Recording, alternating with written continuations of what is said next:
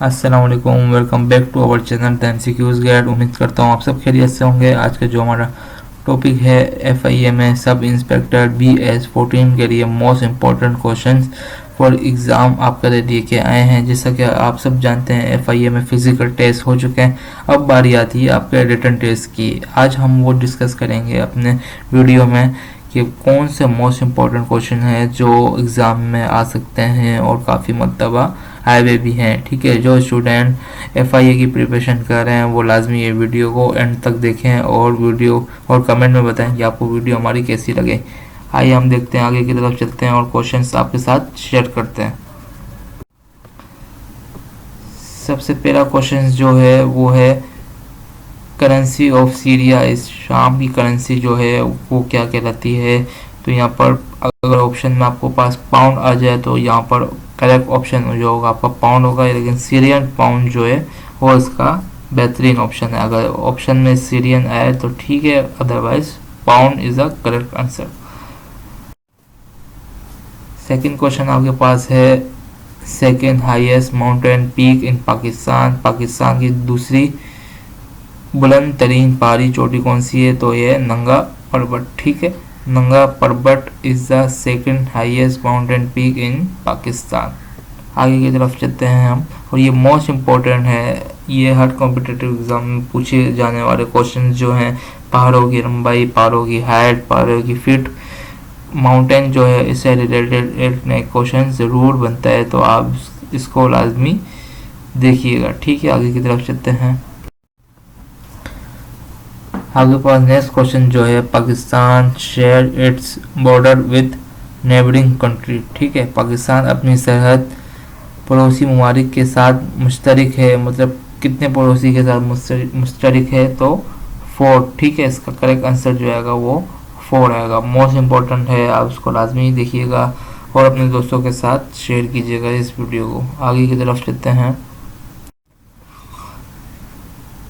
अगला क्वेश्चन जो है largest ocean in the world इस दुनिया का सबसे बड़ा समंदर कौन सा है। तो ये है पैसिफिक ओशन। ठीक है, मोस्ट इम्पोर्टेंट क्वेश्चन से आप इसको लाजमी याद कीजिएगा। हर पेपर में आने वाले सवाल जो हैं वो हम आपके साथ शेयर कर रहे हैं, और उर्दू में लिखने का मकसद ये है ताकि आप क्वेश्चन को समझें। क्वेश्चन को जब आप समझेंगे तो आपके पास ऑटोमेटिक करेक्ट आंसर आ जाएगा। ठीक है, आगे की तरफ चलते हैं।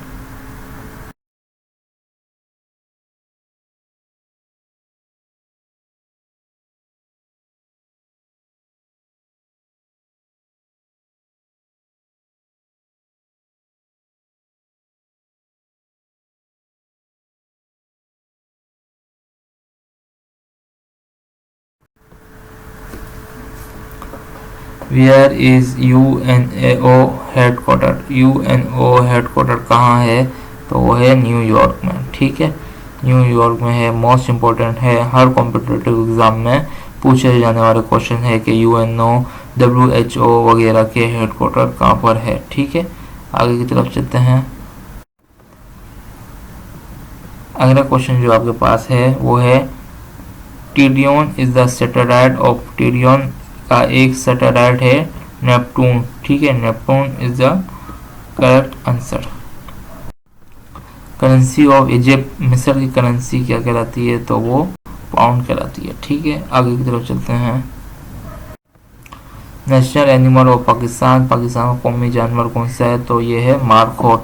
बहुत इजी क्वेश्चन है, लेकिन बच्चे इसमें गलती कर देते हैं, वो कभी चौकोर को कर देते हैं। तो इस वजह से आपसे ये MCQ शेयर किया ताकि आपके कॉन्सेप्ट क्लियर हो जाए और आप गलती ना कर सकें एग्ज़ाम में। ठीक है, आगे की तरफ चलते हैं।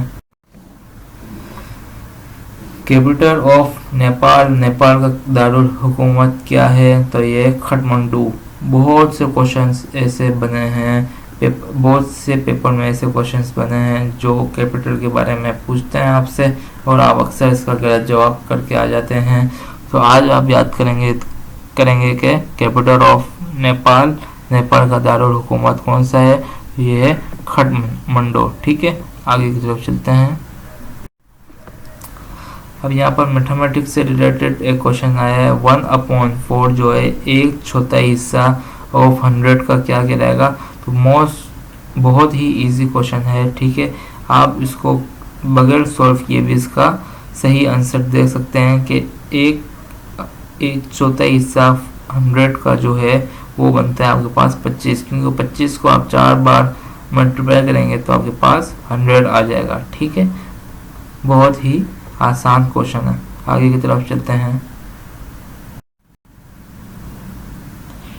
The next prime number after 19 के बाद जो प्राइम नंबर है वो कौन सा है, तो वो है 23। अब यहाँ पर देखेंगे कि प्राइम नंबर किसे कहते हैं। प्राइम नंबर वो नंबर होता है जो सिर्फ अपने टेबल में आता है।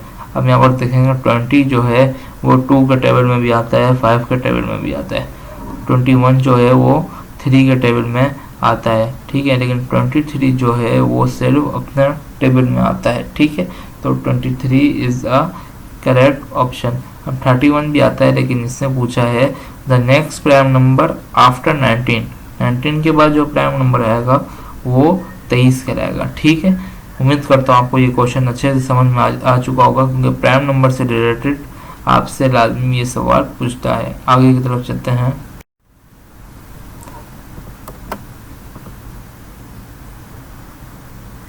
अब यहाँ के पास जो क्वेश्चन है, इफ कॉस्ट जो है वो आपके पास 1540 रुपये और सेलिंग प्राइस जो है आपके पास वो 2030 है, तो आप उसको कैसे सॉल्व करेंगे। तो उसको सॉल्व करने का बिल्कुल आसान तरीका ये है कि आप यहाँ लिखेंगे 2030 2030 माइनस 1540।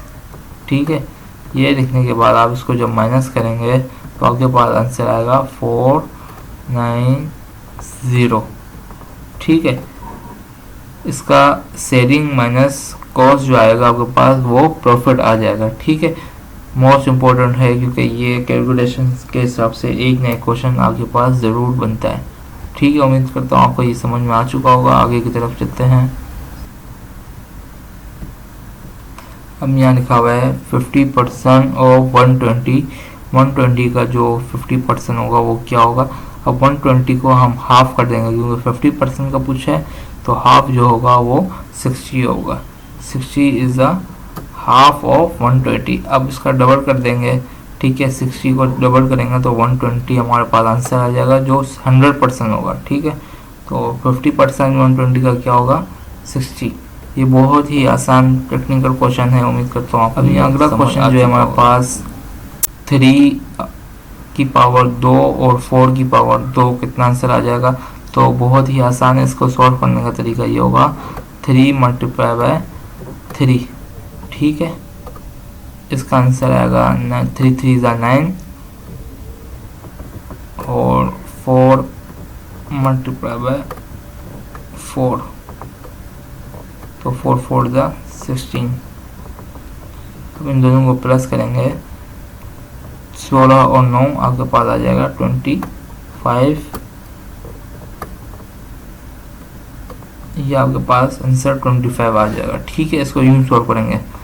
बच्चे इसको सॉल्व करते हैं, 3 को 2 से मल्टीप्लाई कर देते हैं, 2 से, तो ये गलत है। ठीक है, ये 9 3 की पावर 3 2 दफ़ा लिखेंगे। ठीक है, उम्मीद करता हूँ आपको ये कॉन्सेप्ट क्लियर हो चुका होगा।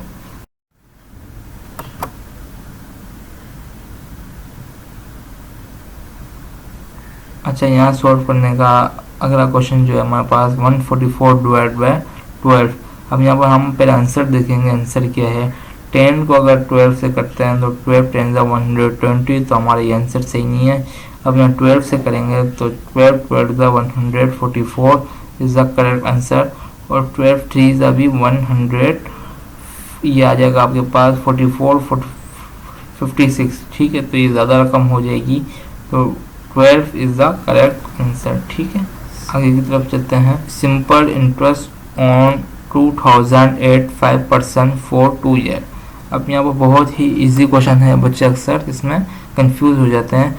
अब ये लिख रहा है सिंपल इंटरेस्ट ऑन 2000। अब 2000 के ऊपर जो है वो 5% है फॉर 2 ईयर।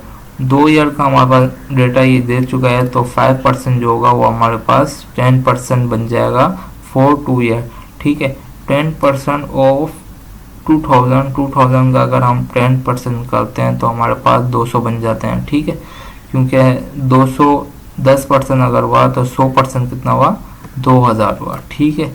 तो यहाँ पर थोड़ी सी टेक्निक हमको ये समझ करनी है, जितने साल का हमारे पास डेटा आ जाएगा उतने परसेंटेज हम डायरेक्ट लगा के हम अपने क्वेश्चन को सॉल्व कर सकते हैं, ठीक है।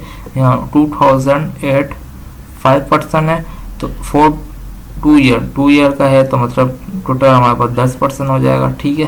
5% और 5% 1 ईयर का तो 10% 2000 रुपये का होगा, वो हो जाएगा 200 रुपये, ठीक है, 200 रुपीज़।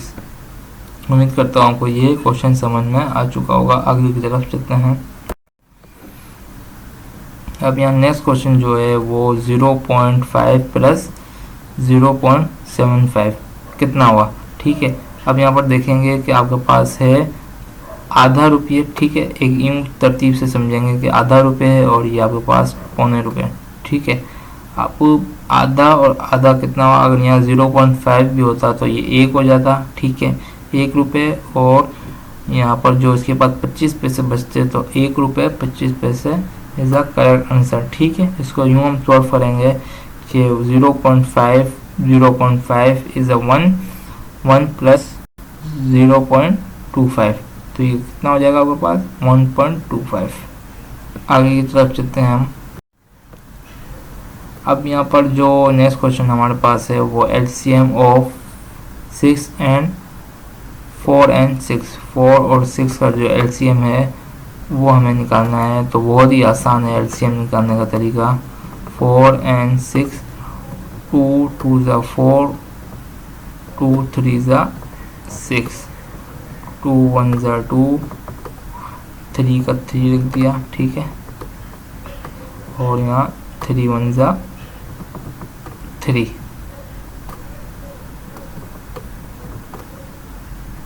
अब यहाँ आया 1, ठीक है। अब यहाँ सॉल्व करेंगे। 4 2 ज़ा 4, 4 3 ज़ा 12, 2 2 ज़ा 4, 4 3 ज़ा 12, 12 जो है वो हमारा करेक्ट आंसर है। उम्मीद करता हूँ आपको ये सॉल्व करने का तरीका आ चुका होगा। कोई भी LCM मांगे LCM का तो आप इस तरीके से 2 मिनट में अपने क्वेश्चंस को सॉल्व कर सकते हो बिना कैलकुलेटर के, ठीक है। आगे की तरफ चलेंगे हम।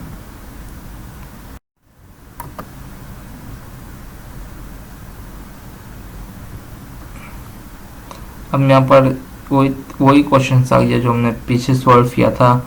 इसका तरीका भी सॉल्व करने का यही होगा कि 7.5 प्लस 2.25 कितना हो गया, तो 7 प्लस 2 कितना हुआ 9, ठीक है, 9 पॉइंट। अब यहाँ पर 5 है और 2 5 है, 5 6 7, 5 और 2 7 5 का 5 आ जाएगा, ठीक है।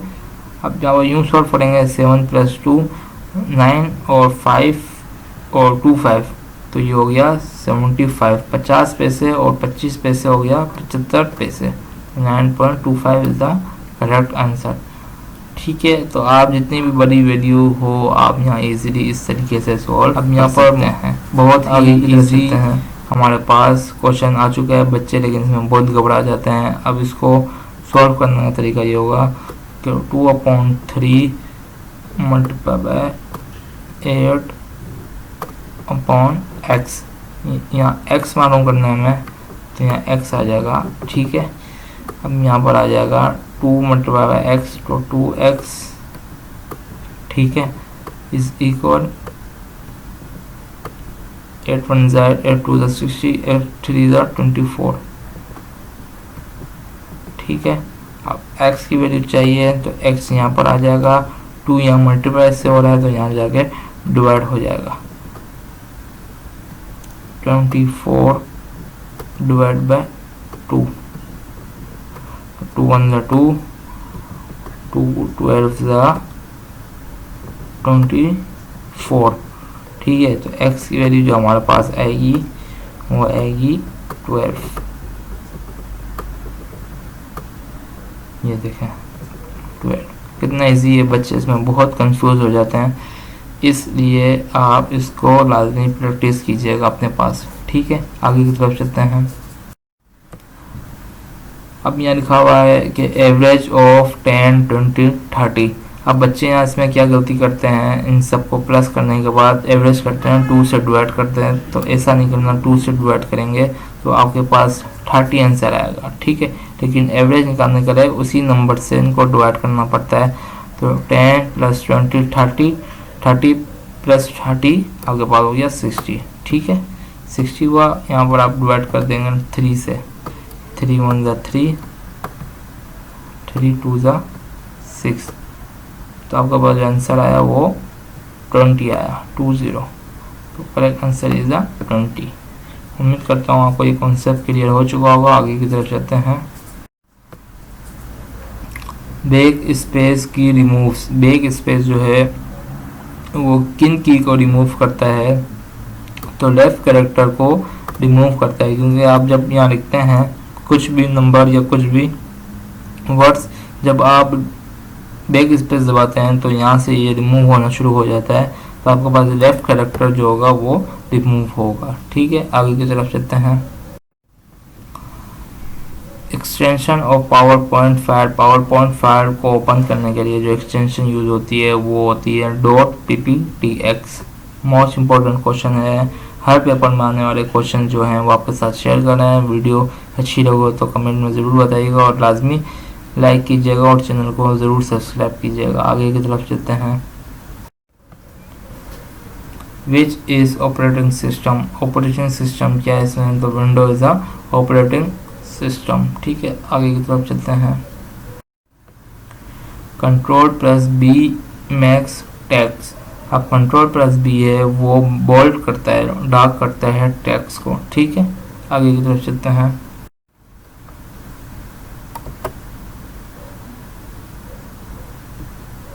नेक्स्ट क्वेश्चन जो हमारे पास है वो which was the first 2D electronic computer.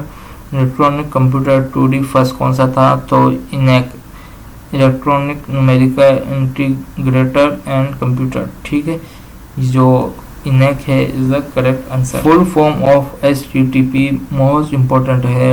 HTTP URL, इनका आपको शॉर्ट फॉर्म लाजमी, इनकी फुल फॉर्म पूछते हैं तो आप लाजमी इसको याद करके जाइएगा कि HTTP hypertext transfer protocol is the correct answer. ठीक है, इसको आप लाजमी याद कीजिएगा। अब ये नेक्स्ट क्वेश्चन जो है वो Ctrl+F4 use for cross window. अच्छा, आप इसको आजमाने के लिए आप Ctrl+F4 दबाते हैं, अभी दबाएंगे तो आपके पास विंडो क्लोज हो जाएगी। जो भी ओपन होगी फायर वो आपसे पूछेगा कि आपको सेव करनी है नहीं करनी। अगर आप नो करेंगे तो ये क्लोज हो जाएगी विंडो को ऑटोमेटिक। तो F4, Ctrl+F4 is use for close window. Which is storage device. Storage device कौन सा है, तो hard disk is the storage device. अब यहाँ पूछा है next question, email address must have symbol. Email address का जो सिंबल होगा वो @ आता है ईमेल एड्रेस के अंदर। ठीक है, आगे की तरफ चलते हैं। She dash went Karachi last week. अब यहाँ करेक्ट आंसर जो है वो वेंट है। ठीक है, पास की बात आ रही है तो वेंट हमारे पास सिंपल है। ठीक है, टेंस तो आपके पास वेंट आ जाएगा। आगे की तरफ चलेंगे हम। He is good at English. क्योंकि प्रोफेंसी करें आप जब यूज़ करते हैं किसी चीज़ को तो आप एट यूज़ करते हैं। ठीक है, आगे की तरफ चलते हैं। The work dash by Ali yesterday, कल की बात हो रही है तो was done by Ali yesterday. ठीक है, आगे की तरफ चलेंगे हम। He said that he was, correct answer जो आएगा हमारे पास वॉज आएगा क्योंकि सेड है, पास की बात हो रही है। ठीक है, आगे की तरफ चलेंगे। neither Ali nor his brother are present, क्योंकि ब्रदर्स आ गया। ठीक है, तो आर यूज करेंगे हम इसको। neither Ali nor his brothers are present. Next question जो है वो if I were a king I would have poor. ठीक है, तो यहाँ वर की बात आएगी, पास की बात हो रही है तो वर आ जाएगा। ठीक है, आगे की तरफ चलेंगे हम। This is the book which I bought. ठीक है, विच यहाँ पर करेक्ट आंसर है। ठीक है, आगे की तरफ चलते हैं। बिटवीन यू एंड मी, यहाँ आ जाएगा मी, क्योंकि यहाँ आई नहीं आ सकेगा। Between you and I am, ऐसा नहीं होगा, जुमला इनकरेक्ट हो जाएगा। तो me is the correct option. One of the boys dash absent is. अब यहाँ इस क्यों आएगा, आप तो कहेंगे कि बॉयज है यहाँ पर। अब देखिए इसमें जो क्वेश्चन की नोयत है इसको समझिएगा। One of the boys, boys में से एक बॉय, वन लिखा हुआ ना, बॉयज में से एक बॉय जो है वो एब्सेंट है, तो यहाँ आ जाएगा इज। एक की बात हो रही है वन, तो इज आ जाएगा। ठीक है, आगे की तरफ चलेंगे हम। वी शुड ओबे अवर एल्डर्स, हमें अपने बड़ों की बात माननी चाहिए। ठीक है, तो अवर आ जाएगा। आगे की तरफ चलते हैं। अब इस तरीके से जो क्वेश्चन है वो बहुत पूछे जाते हैं। जैसे कि डॉक्टर का जो है वो हॉस्पिटल है, तो टीचर की मीनिंग्स, टीचर की जो सेम कॉमन थिंग्स होगी वो क्या होगी, स्कूल। अब टीचर हाउस में तो पढ़ाएगा नहीं, टीचर स्कूल में पढ़ाएगा, तो स्कूल आ जाएगा। ठीक है, आगे की तरफ चलते हैं। Find the odd one. अब ऑड वन का मतलब ये है इसमें से जो सेम चीज़ें होंगी, जो सिमिलर चीज़ होंगी उसको हम रखेंगे, जो सिमिलर नहीं होगी इसका जो आंसर होगा वो हो जाएगा जो सिमिलर नहीं होगी। जैसे रेड है, कलर है, ग्रीन भी कलर है, ब्लू भी एक कलर है। अब चेयर है वो बेमानी यहाँ आ गई है, तो chair is the correct option, chair यहाँ पर आ जाएगा। ठीक है, अब येलो भी कलर है, तो इसमें जो चेयर है वो डिफरेंस है, इन सब चीज़ों में से जो डिफरेंस आएगा वो हमारे पास करेक्ट ऑप्शन हो जाएगा।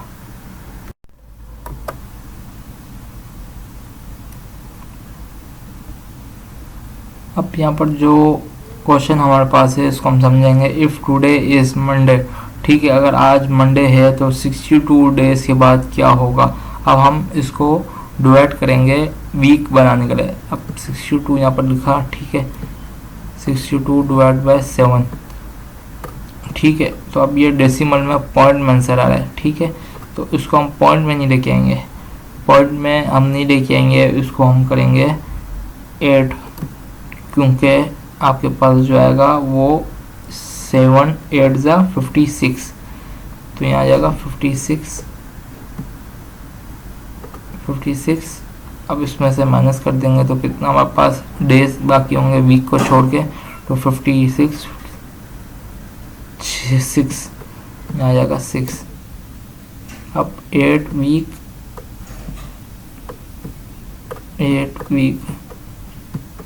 6 डेज DA।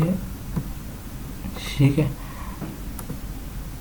अब यहाँ से हम इसको कैलकुलेट करेंगे कि मंडे है, मंडे को 6 और टाइम हम ऐड करेंगे। अगर Monday, Tuesday, Wednesday, Thursday, Friday, Saturday, Sunday is the correct option. ठीक है, इसको आसान तरीका इसका ये है कि जो नंबर दिया गया होगा उसको हम 7 से डिवाइड करेंगे, जब तक पॉइंट में आ जाए इससे पहले का नंबर हम ओके करेंगे।